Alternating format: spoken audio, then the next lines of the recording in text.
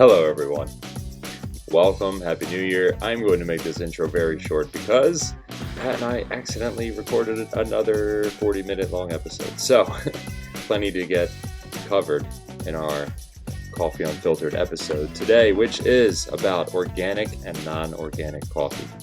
What are the differences? How do they affect you? Yada, yada, etc.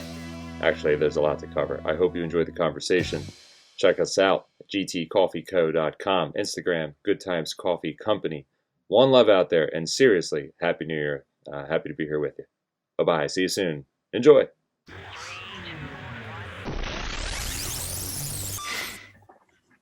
Happy New Year, everyone. Yeah, Happy New Year. Once again, welcome back. Welcome back. We're going to open this new year up with what we will dub right now Season 2 of our coffee podcast, Coffee Unfiltered. Good idea. What difference is that? Not at all, except the new year. And same us, Ted and Pat. A lot of new friends. What a great month in December we had as a company. And that's very special, too, because of our mission in December was to raise funds for donating. Pat, I did the numbers today, by the way. Pat and I are late to doing the numbers. That's okay. We're late to a lot of things. I wanted to do this before the end of the year, but there were still orders coming in on the last day of December. And I just decided, what difference does it make? I mean, the donations are going out. So anyways, what a pleasant surprise to be able to look at it in its tangible form, see a number and say, yes, we are contributing. We are doing something we care about. And I really know that connected with a lot of people who ordered coffee last month too. As a reminder, we're donating to the Worldwide Fund for Nature, specifically towards some Amazonian rainforest relief efforts. Which actually will tie in. We'll briefly actually go into that in this podcast. Rainforest. So there'll be a little tie in there with the charity. And I mean, it's directly, and as far as I can see it, directly related to what we do and how we do it. And that's what we're going to talk about today, everybody. Our big opener for the new season: organic and non-organic coffee. Which I think is about one of the, I mean, you could probably attest to this, it was one of the key factors upon building this business that we wanted our product to be organic. When you and I said, let's do this right, if we're going to do it, let's do it right. That was an automatic.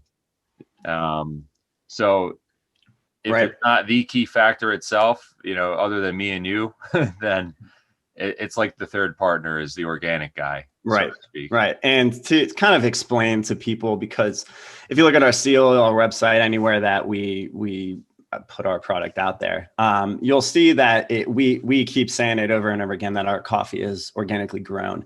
And basically to explain that and why we don't call our coffee organic for mostly legal purposes.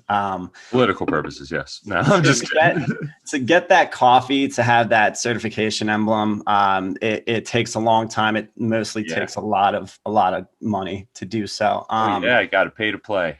Yeah. So, I mean, it's down the line. Our intentions are to eventually get that certification. But for the time being, we can say that our coffee is organically grown, because the product itself, the coffee beans we supply are organic coffee beans. But they factor in things like handling of the product and packaging and all that. So which Pat, we do it already. Our beans are roasted on an organic only roaster. Right. Which is one of these qualifications for selling an organic coffee. If we were to do it, we would be able to pass it. It's like I said, it's a process. The operation would a lot of investments into it, and it's a continual investment because they're pretty strict about these regulations. I don't blame them. Determined certified organic, but we'll get there soon.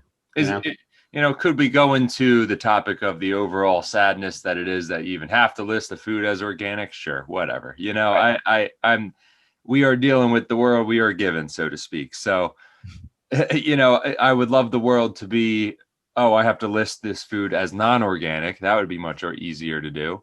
Right. But we're not there. No. So, I mean, basically, we'll start off just by explaining what organic is. And it's basically organic coffee is basically just produced without the aid of artificial chemicals, additives, pesticides, herbicides. Also, I mean, I think we've briefly gone over this, that coffee is non-organic coffee is one of the most heavily chemically treated crops in the world.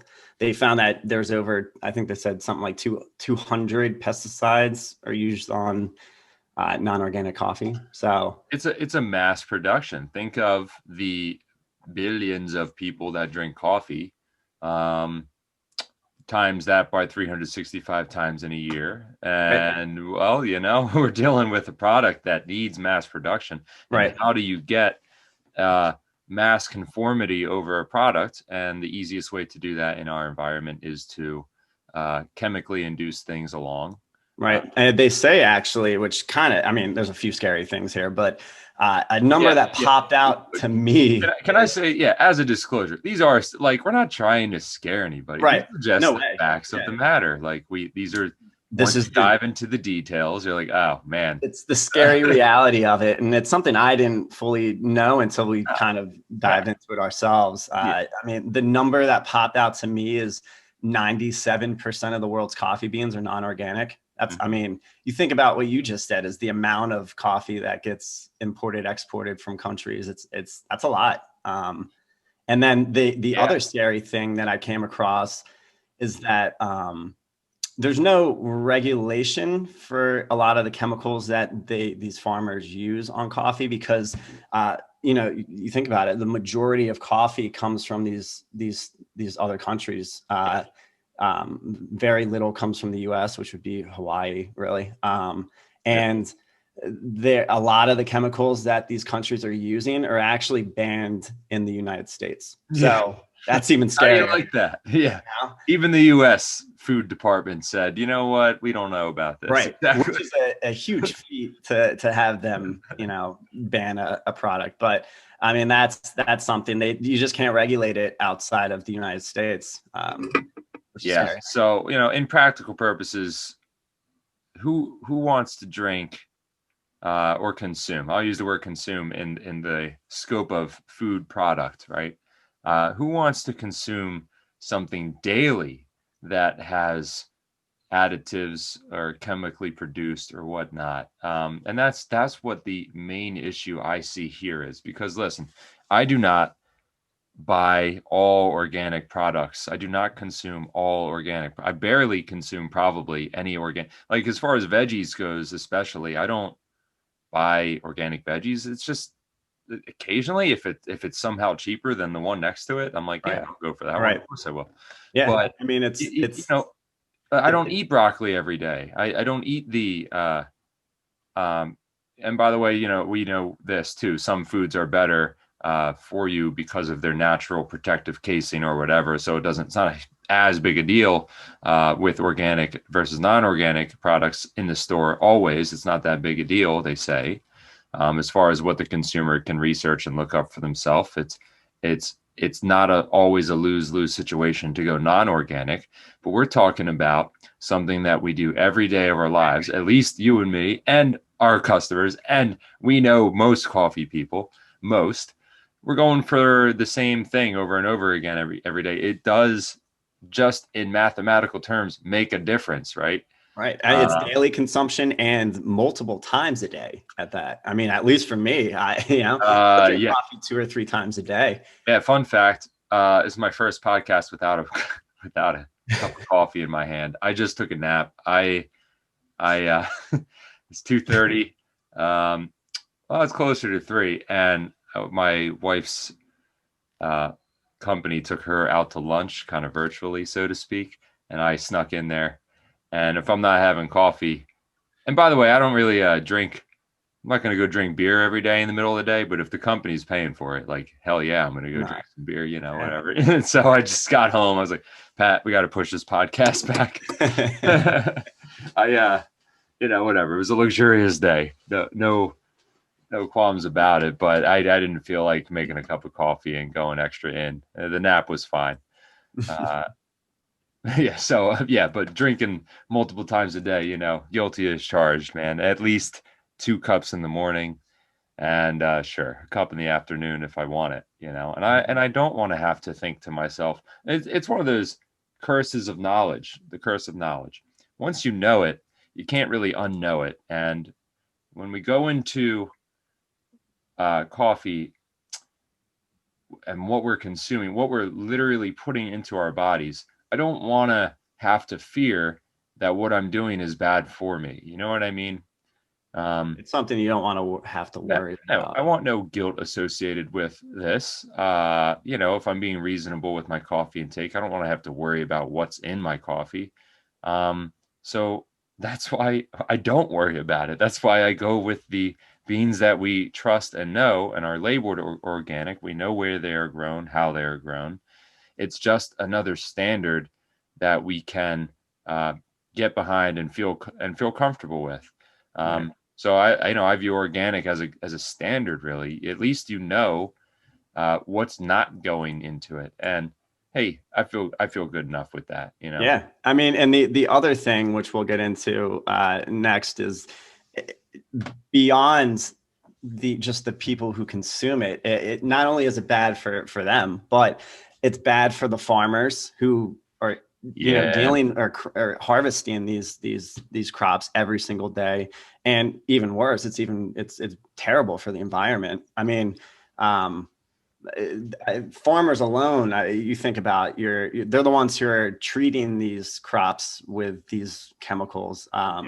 and then they're harvesting them. And they've done studies on these farmers that have shown uh, huge percentages of these farmers have some type of health risk that has stemmed from dealing with these chemicals every day. I'm having some dark humor in me, which is like, well, it's all for the cause of good coffee in my morning pot. Yeah. No, it's not. It's like, people are people out there. Anyways, Yeah. I I mean, that's why, and we'll get in this in another podcast too, is fair trade, is, yeah, if you're getting a fair trade, any product fair trade, it usually, it's the, it benefits the farmers, and it's usually health and financial benefits for the farmers. where So where it's important is that it's a win-win for everybody, sort of thing. And exactly. I want to bring into, I didn't know I'd go so philosophically inclined in this podcast of ours, but one of our good time friends, Shane, as you know, he Hmm. brought up to me the words the other day, conscious consumerism. But he didn't say it in such a profound way. It was just like conscious consuming or consuming.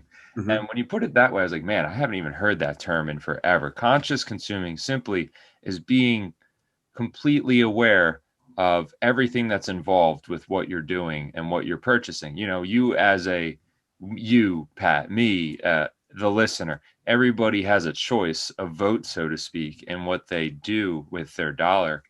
Um, and you choose where the power goes, so to speak. And so just being conscious that our decisions, as you just mentioned, even if affect down to the farmer in the other country that we don't ever even see or hear of, you Hmm. know, it, being aware that the choice affects even that person uh, changes things up pretty drastically. Right. My wife does it in the past year or two. Alexis has been getting into, what is the word? Slow fashion. You know, slow fashion? Yeah, yeah. Yep. Yep. She's probably told you, I bet. And she sticks by it. She's very good about it, meaning the opposite being fast fashion, which is the turnover of clothes every Lot of season. waste. Yeah. A lot of waste. It makes JC Penney money, I guess, or not. I don't know if they're Not bankrupt. anymore. Yeah, I guess not. Right. Bad example. Bad example. Anyways, I'm sorry, JC. What so I'm just saying, there's ways to make decisions off of there. I should have Alexis come on and talk about it another time. I Yeah, mean, there are we're websites that literally help steer people away from these things. Trading clothes is one way to do it. right. Um, and she's a single child. She did not come from the legacy of leftovers that I had. Um, leftover clothes from like other families and Right. stuff like Hand me that. downs. Yeah. Yeah, I'm not asking people to like drink leftover coffee, which by the way, every once in a while I do try. You ever try it? You ever try and like brew a coffee? You ever see? I never rebrew, but I'll make big batches and just hold on, put them So in the fridge. so I have these leftover habits in my blood. They're like cheap habits. They're like try and get away with one habits. And my dad, I always bring my dad up to these podcasts. He's great. He's a great case study. Uh, he would rebrew the coffee beans. I don't recommend that, by the No, way. it's not It's good. very bland, weak coffee. It's so every once in a like the other day I thought I put more beans in than what I had made of espresso. So I took a look inside the espresso pot I was about to discard, and I thought, well, I'm going to try and see what else I can milk out of this, even if it's like a few drops. I just like experimentation, and it was awful. It was like just a few drops of really weak water, Yeah. coffee water, like just yeah, it's not worth doing. And that actually makes me appreciate coffee more. Somehow it became more precious in those moments because I realized this thing is one and done. Like this coffee, what a process. Once it is brewed, and another word of saying brew in this case is once it is literally filtered with hot water and stripped of its chemical compounds and put into my cup of coffee, this thing is done. Like, just appreciate it for what it is. You're not getting another cup of coffee Right. out of it. It's something you can take for granted. A good cup of coffee is hard to come by. Yeah. So, I mean, even our good coffee, you cannot rebrew. Like, it's done. So, um, anyways, back to just tying it into the conscious decisions that we do make about the little things we can think of them as, but truthfully, these, the little things add up. It's things you don't really think about. I mean, also not just the farmer impacts. What I touch base on is the environmental impacts, and what I actually learned. This ties into our donations we did for last month with the World Wildlife Fund of deforestation. What I found with conventionally farmed coffee, also conventionally farmed coffee is non-organic coffee. Conventionally farmed land that they use for growing coffee, what I learned is that it only has a lifespan of 12 to 15 years. So they only grow coffee on these. So basically what they do is they tear this parcel of the rainforest down. Mm-hmm. They plant the coffee on it, and it's good for about 12 to 15 years. And then obviously they've been spraying down the crop for 12 to 15 years with pesticides and fertilizers that are extremely harmful for the environment. So when that lifespan is up, they can no longer use that land for really much of anything because the nutrients in the soil has been so terribly infected with these chemicals. It's like that what they do is the next step after it's done with growing coffee is they use the land for like sugar cane or a very low value crop. But you can only get so much lifespan out of that seed because once again, there's not much nutrients in the soil. So then it just becomes, it's basically just land they use for pasture. It's just way too, they could re-fertilize it. It's just way too expensive and difficult to do. So they just essentially, they move on and they just tear down another parcel of land. And that's kind of what that is what the issue is down in countries like Brazil. And where a lot of those funds, those donations that we were doing towards the World Wildlife Fund are going to prevent things like that, deforestation. There's a lot of companies that you can actually look into, coffee companies that Rainforest Alliance is a major organization that a few of our coffees are actually part of. Once again, we haven't put the seal on it because we have to get certified to do that. But Rainforest Alliance, it basically is self-sustaining coffee farmers where they plant these crops, obviously organically, and they just use the same parcel of land. They just do it the natural way, and you don't have to cut down the rainforest to do it.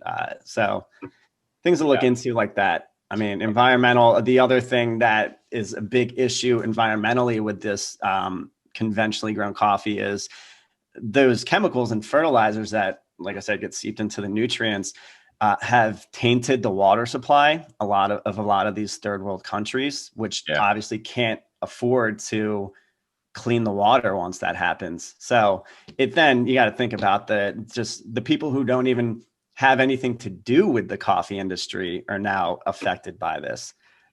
There's a lot to think about There is. Now, environmentally. I do want to put things also in perspective. In the corner of the conventional farmer who grows coffee crop, in the conventional method, not conventional farmer. Let's just think about it. Why does this happen? Why do people ravage their own homeland, even, which would be the rainforest, let's say, for what benefit? And the truth is, it's hard out there to make a living as a coffee farmer, a farmie, coffee farmer,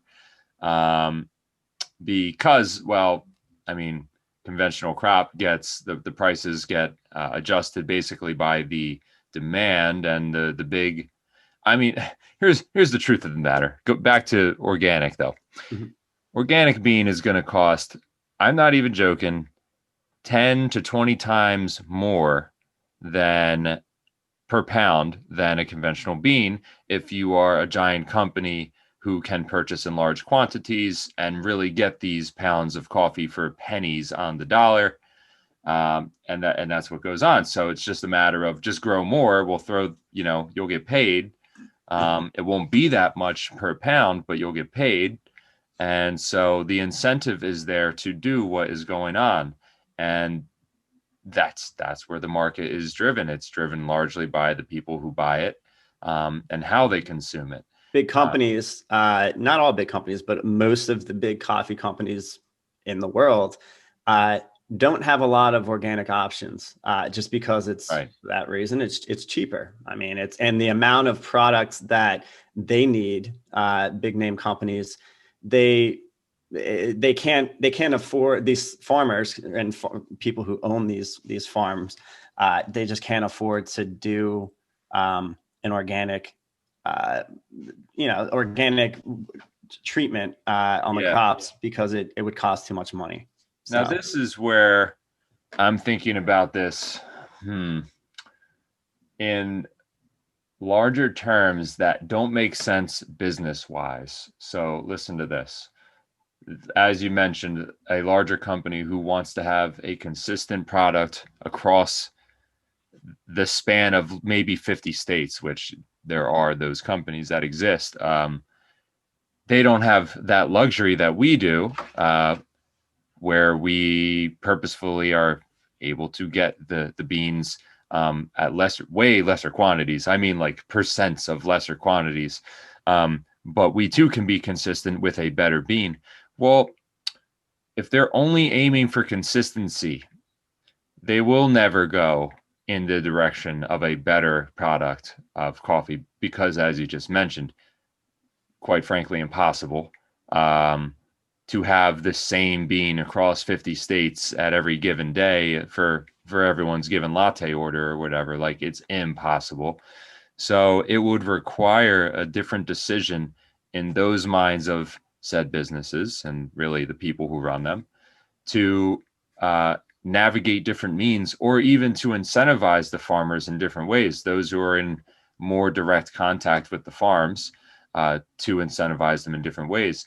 That would also mean that the consumer would have to be okay with, okay, maybe I'm not able to get, let's use McDonald's as an example. Okay, not in coffee terms. I just mean in like hamburger, McDonald's. Okay, because they're one of the first, right? They were one of the first. Their shtick was, you're going to get the same burger in New Jersey that you'll get in California. It's going to taste the exact same way. Well, same thing's going on with coffee. By the way, it's not that great for the cows. So I'm not here to go down that route. Whatever, like, do your own research on that. I'm sure you already have tidbits of information out there. You just can't do it. It's kind of not right it's kind of not right for the whole coffee process. It won't work. So in a business model sense, I mean, of consistency. So right away, it's already like a non-starter. No one's going to do the organic shtick.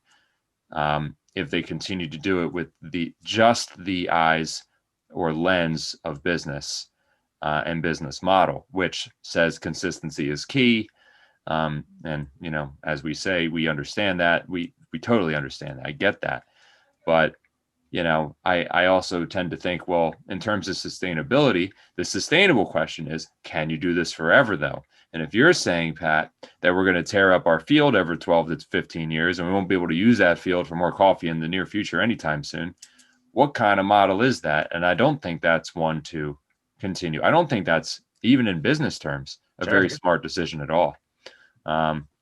Yeah, so here we go, man. I'm ranting. I mean, it boggles the mind. It really is. It seems like it should be an easy decision, but here we are. It really, I mean, ultimately, as we all know, when it comes to consumerism, it comes down to what is the cheapest way of doing it. Doesn't have to be that way, but it really doesn't. Mainly, I mean, and it's that way. There's the positive in recent years is that there's been an influx of people who are more interested in these these types of environmental. That's the silver lining, which is great.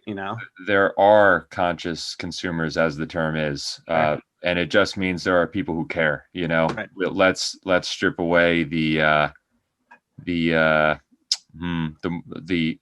directors board talk here. It's just people who realize, whether it be, and I don't even care, by the way, if it's for yourself, because if it's just for yourself to have a better quality of coffee, that is going to your body, go for it. Be selfish about it. Grab that coffee that is good for you, at least not bad for you.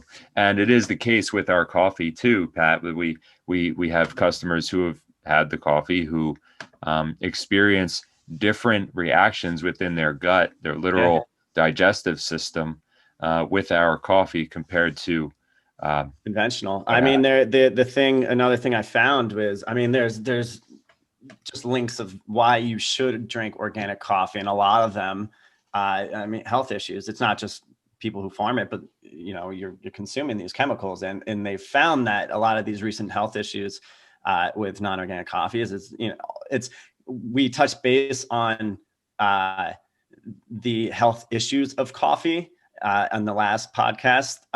When you drink non-organic coffee, you're kind of the issues that they've found, like Alzheimer's, autism, cancer, stuff like that.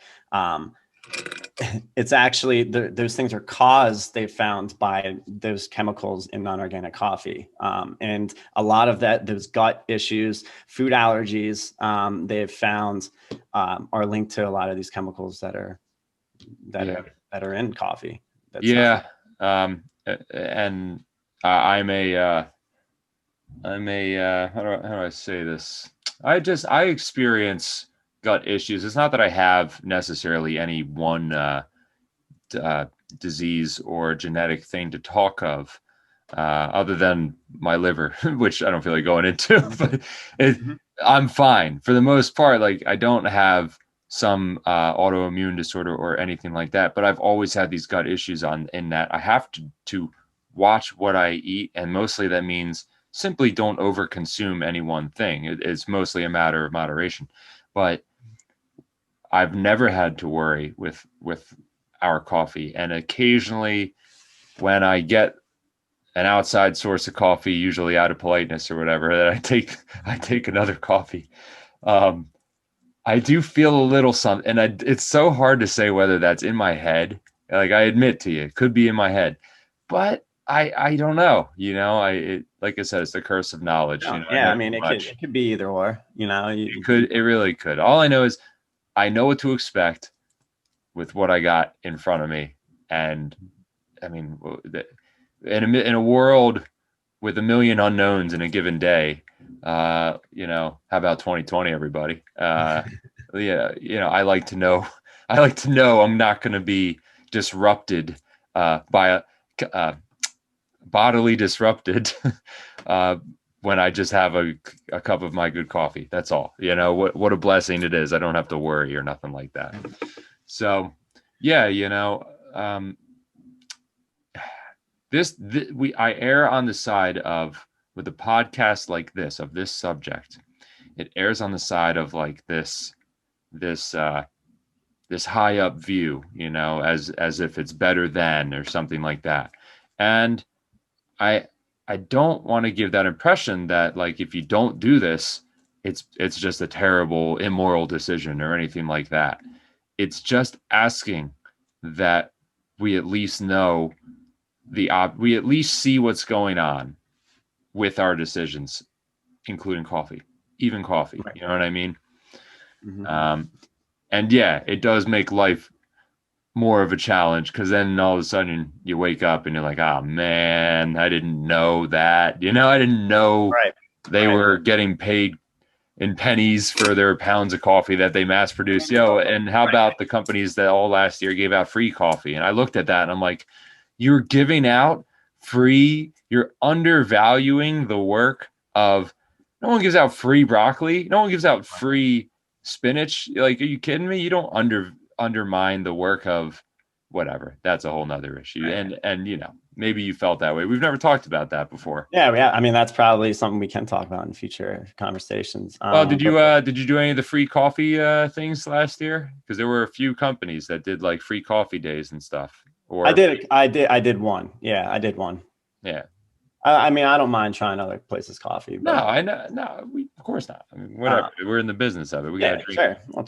We gotta sample the world's coffee. It's out there. I get it. Go ahead. Before we wrap this up, I just want to touch base since we're talking about organic and non-organic. I just want to briefly go over actually what the organic process of harvesting coffee is.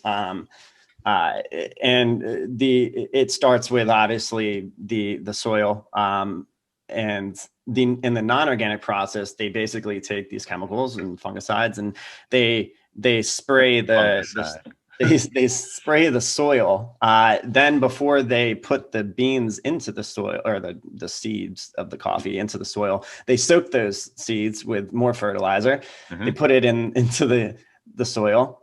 It's a shoo-in. It's going to grow more chemicals into that. And then once it sprouts, they then spray it with chemicals. And it's just kind of a never-ending cycle of spraying chemicals and putting chemicals in there. Also, the water irrigation systems, you guessed it, chemicals. Now on the organic process, and this is exactly what it is and why these are the natural methods.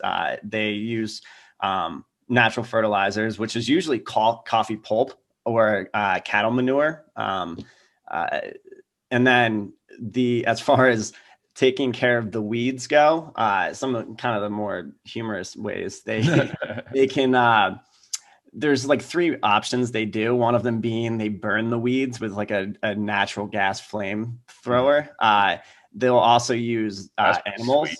Yeah, that'd be pretty cool. They also use animals to eat the weeds. Yeah. And then the last one they do is the old school, just picking it by hand. Oh man, who does that anymore? Yeah, yeah. I moved into a new house last year, everyone, and that was like the last thing I wanted to do was pick a weed out of it. Until my neighbor was like on my. It's embarrassing. Just on my patio, and she starts picking a weed or two. I'm like, please stop. I'll just pick the weeds. And I started picking, and I'm like, all right, this is really no big deal at all. Actually, I was just picking the weeds. Get an animal to eat them, or I would like a goat or a flamethrower. I want that job. Yeah. In another life, if I'm born in like Peru, God, give me another life born in Peru where I get to flamethrow weeds. That'd be awesome. But also, I mean, once the coffee is sprouted, they spray natural oils usually on it that are derived from plants. But another thing I found, which we know, a lot of coffees, the traditional way of growing coffee is shade grown. But with these non-organic farms now, they're now growing them all in the sun. And the reason why they do it is because the crop grows a lot faster, and they can harvest, they can turn over crops quicker. It's a cheaper way of doing it. But pests and bugs usually are attracted to plants that are in the sun. So a lot of these organic farms, an easy way of kind of getting rid of a lot of the pests and bugs is shade growing it. With shade growing, I mean, there obviously are bugs in the shade. Yeah. Not as much, but the thing that is interesting about shade grown is obviously shade is caused by branches or leaves or some type of growth over the plant that attracts birds, which congregate there. Birds eat those pests. So birds are a natural, they help with the pesticides or the pests and bugs. And as well as their own droppings are a big Right. part of The the soil. droppings of the birds and the leaf droppings become a natural fertilizer. So you'll see a lot of coffee companies also promoting shade grown coffee, which is a good thing because that usually they're usually that's basically them saying that this is a more natural way of growing the coffee, which it is. Yeah. I'd like to end this Sure. by reiterating what you said, which is some really good news. Is there is a lot more of this going on right now. Yeah, an uphill battle, sure, but we can only act where we are, so to speak, and we're right here. We're doing the best we can, all of us included. Anyone who does buy our coffee, and this is one of those reasons why we hope. Well, we are part of doing something different. Right. And I'll end on this too. And a big thing with the difference, we touched base on it with organic versus non-organic, the cost. And I mean, the thing that you should consider when paying a little bit more for organic coffee is the savings in healthcare, the savings in environmental contamination. It outweighs the benefits outweigh the negatives here. I mean, it doesn't cost that much more to get organic coffee or, I've heard it put, the things you do every day are the most important things you do. Coffee. That's where I'm at. Simple as that. That's like the one thing I do every day, guaranteed. And I mostly shower every day, but I know more like there might be 364 days I shower. There's 365 I drink coffee. You know what I'm saying? Like for me, it's one of those most important things. Anyways, yeah. So where are we at with good times? Any good news? Yes, indeed. Lots of good news. And I want to share just a few new things with everybody out there while we have the forum to do so. We can expect new bags, everybody. Pat says we have 5 of the old bags left from transitioning. We'll in the next week, hopefully we have invested, and we've had a few people kind of reach out to us about this, is heat sealing bags. Heat sealing them, and we now have new bags that actually have come in for those. I mean, I know a lot of people aren't watching this, but this is what the bags look like. And there's barely see it, but there's an air valve there. We will be heat sealing all the bags now to contain freshness. And so I guess be on the lookout for that. We'll be posting stuff about it when they do roll out. Probably more exciting though, if bags don't tickle your fancy. Well, new subscriptions coming. Available pretty soon, like real soon. It's something we've been working on. That one actually we've been getting more people reaching out to us about, and we have been working on it. There's a lot of different aspects involved in it, but we should be rolling that out very shortly. It's going to be simple. You order 2 bags or more on your chosen frequency basis, and then one more thing to and it will be at it. I mean, it'll obviously, the incentive for that is it'll be a little bit of a discount when you sign up. And also you won't have to worry as much about going to press the order button. Right. We got you. It'll be our pleasure. It'll be our pleasure. The other thing just being the coffee perks that's up on the website. It's live and running. Joining the website will earn you points over time as you purchase coffee. Essentially, it equates to buying 10 bags of coffee will get you a free bag of coffee for the most part. Depends on the different bags or whatever. But it's actually a little bit better than that even, because you get a lot of points just for entering your birthday. And you get points for having half the points for your birthday. So yeah, you get half those. It's essentially buying, I guess, 5 bags of coffee. Yeah, it would be for your birthday. And that's just because Pat and I always want to celebrate. And what better way to do that with you than to celebrate your birthday? And hey, we might not see you too often out there, whoever orders. We try and see everybody, but as our customer base grows, and we're so thankful that it does, I simply can't remember everyone's birthday, number one. And number two, we still feel it's worth celebrating. So let's have some fun doing that out there. Right. All right, everyone. What a great day with you. If you ever have more interest in learning about this subject, because this is a long subject, we could go much longer on. Ask us if you're interested, or just go look up what Google has to say. Just be informed and be true to yourself. Love thyself. This is one of the ways to love yourself. Drink good coffee. All right, Pat. See you next time. All right, Pat. Keep it up. See you, dude. Bye, everyone.